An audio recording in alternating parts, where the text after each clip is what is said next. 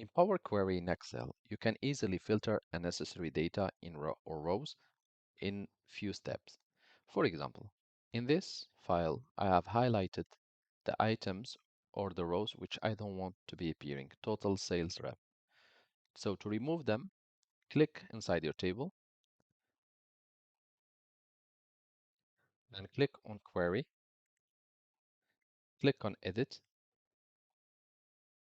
Here Power Query has loaded, so click on any of the headers, in this case, product name, and text filter does not begin with. In my case, the items which I want to remove for the rows begins with total sales rep. So I will just put total and hit OK. The next step, load and close to load data back to Excel. Let's zoom in on our data to see.